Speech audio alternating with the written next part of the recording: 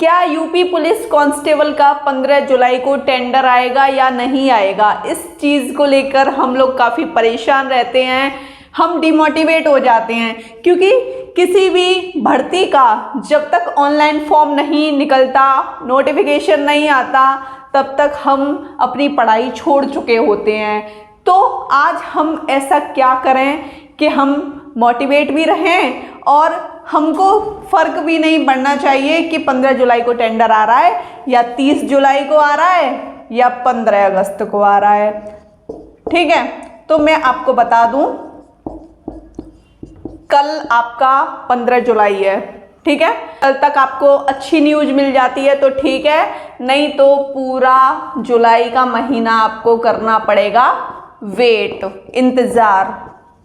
Okay, 15 जुलाई तक अगर आपको अच्छी न्यूज़ मिलती है टेंडर के बारे में कि हाँ आपका टेंडर कंप्लीट हो गया, जैसे ही टेंडर कंप्लीट हो जाएगा उसके 5 से 10 या 15 से 20 दिन बाद ही आपके फॉर्म का नोटिफिकेशन आ जाएगा। जब फॉर्म का नोटिफिकेशन आ जाएगा तो इसके 2 से 4 दिन बाद ही आपके फॉर्म हो जाएंगे ऑनलाइन।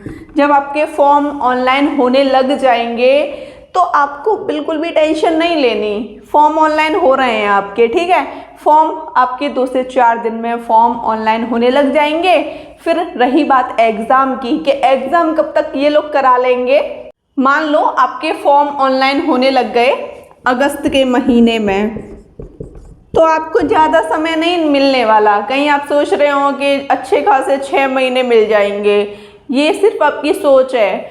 एग्ज़ाम जब तक आपका फॉर्म नहीं भर जाता तब तक आपके पास अच्छा खासा उससे पहले समय है। जब फॉर्म भर जाएगा उसके बाद आपके पास ये मत समझना कि हमारे पास बहुत अच्छा खासा समय है, फिर तो आपको सिर्फ मिलेंगे 2 से 3 महीने। इसी में आपको अपनी तैयारी करनी है। 2 से 3 महीने में आपको अपनी एग्ज़ाम की तैयारी करनी है। जैसा कि बोला गया है नोटिफिकेशन में बोला गया था, एक मतलब नोटिस जारी हुआ था अखबार में कि दिसंबर तक आपका एग्ज़ाम करा लिया जाएगा। दिसंबर तक एग्ज़ाम करा रहे हैं तो आपके पास कहाँ समय है। दिसंबर तक चलो हो गया एग्ज़ाम, वो बच्चे एग्ज़ाम निकाल पाएंगे जो पहले से ही लगे पड़े हैं, जो पहले से ही तैयारी कर रहे हैं, जो आज तैयारी कर रहे हैं, जो फ्रेशर हैं। तो मैं आज भी आपसे कह रही हूँ, डिमोटिवेट ना होइए, वो बच्चे आगे निकल जाएंगे जो डेली पढ़ रहे हैं। क्योंकि चींटी भी जब जाती है ना तो वो लगातार जाती है, अगर वहाँ वो रुक गई तो उसका ठहराव हो गया, उससे आगे दूसरी चींटी निकल जाएगी।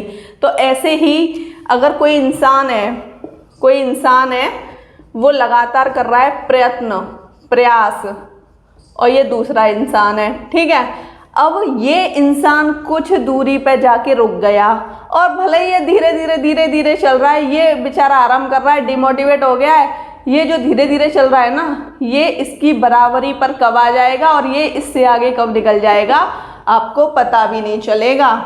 ठीक है, समझ गए? यही मैं आपको समझाना चाहती हूँ।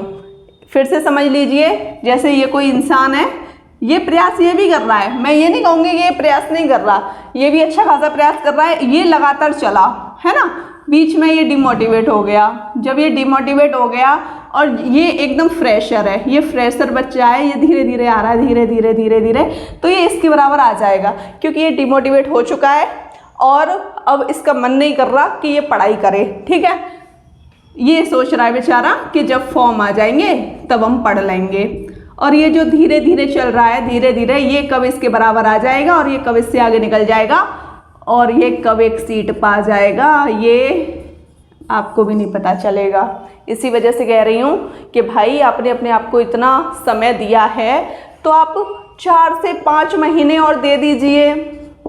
इन महीनों में क्या पता आप बाजी मार जाओ, क्योंकि वैकेंसी तो आपकी आनी है। ऐसा तो नहीं है कि आपकी वैकेंसी नहीं आएगी और दिसंबर तक आपका एग्ज़ाम हो जाएगा। 15 जुलाई के चक्कर में आप नहीं रहिए अभी। चलो कल टेंडर आता है, अच्छी बात है, मैं तो कह रही हूँ आ जाए, लेकिन मैं आपको डिमोटिवेट नहीं करूँगी। आप हमेशा ये सोच के चलिए, अगर आप बिल्कुल ये सोच रहे हैं चलो चलो कल आ जाएगा, अभी कल नहीं आया तो ये भी तो सोचिए। तो आप ये सोचिए कि बस हमको तैयारी करनी है, टेंडर आ जाएगा और दिसंबर तक हमारा एग्ज़ाम होना है। अब वो उनके ऊपर है कि वो अगस्त में फॉर्म भरवाते हैं या जुलाई में फॉर्म भरवाते हैं। तो आपको ये चीज़ें सोचनी है, ठीक है, फालतू चीज़ें आपको नहीं सोचनी। जैसे ही आपका दिसंबर में एग्ज़ाम हो जाएगा, 1 से 2 महीने तो मैं नहीं कहूँगी, एग्ज़ाम होने के 7 से 8 दिन बाद आपको आपकी आंसर की देखने को मिल जाएगी। और आंसर की के कुछ दिन बाद, जैसे मैं बोलूँ 3 से 4 महीने मान लो, या 2 से 3 महीने, इनके बाद 2 से 3 महीने के बाद आपकी DVPST की मेरिट लिस्ट आ जाएगी। DVPST होता क्या है? DVPST क्या होता है? डॉक्यूमेंट वेरिफिकेशन होता है यहाँ पर आपका, और PST माप तौल वगैरह आपकी मापी जाती है। और 1-2 दिन बाद या 5 से 6 दिन मिल सकते हैं आपको, फिर आपकी करा ली जाती है रनिंग, ठीक है। आप इस कंडीशन को समझ गए। अब आपने इस कंडीशन को समझा, अगर आप रनिंग को भी क्वालिफाई कर जाते हैं तो फिर आपकी एक फाइनल मेरिट लिस्ट आती है। अगर इसमें आपका नाम है फाइनल में, तो फिर आपका होता है मेडिकल। जब आप मेडिकल को भी क्वालिफाई कर जाते हैं, फिर उसके बाद आपकी आ जाती है जॉइनिंग। फिर क्या है, फिर तो बल्ले बल्ले है, लग गई नौकरी। अब क्या चाहिए? कुछ नहीं। तो बस मैं आपसे यही कहना चाह रही हूँ, लगातार प्रयास ही आपको सफलता की ओर लेके जा सकता है। फालतू की चीज़ों में ना पड़िए कि 15 को आ जाएगा टेंडर।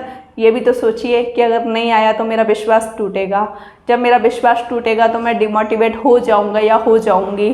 तो आप इस चीज़ को सोचिए कि बस दिसंबर तक एग्ज़ाम होना है, हमको अपना सिलेबस फिनिश करना है, ज़्यादा से ज़्यादा प्रीवियस ईयर पेपर लगाने हैं, है ना, यूपी पुलिस कांस्टेबल के जो पेपर हो चुके हैं, ज़्यादा से ज़्यादा हमको प्रैक्टिस करनी है।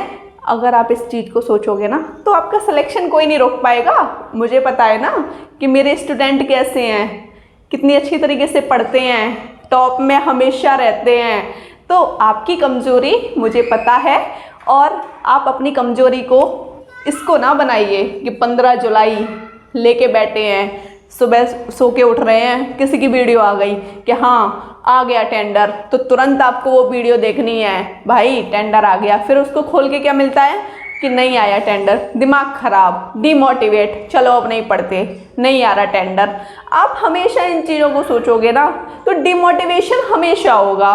पॉजिटिव सोचिए, आसपास के वातावरण को स्वच्छ रखिए, आपके आसपास जितने भी लोग हैं वो भी आपको देखकर खुश रहें। तो बस हमको यही सोचना है कि हमको अपनी तैयारी करनी है, सिचुएशन कैसी भी हो, बस इस सिचुएशन में हमको ढलना है। बस मैं आपसे यही कहना चाहती हूँ। वीडियो कैसी लगी कमेंट सेक्शन में अवश्य बताइएगा। वीडियो अच्छी लगी हो तो चैनल को सब्सक्राइब कीजिएगा, लाइक कीजिएगा, शेयर कीजिएगा। जय हिंद साथियों।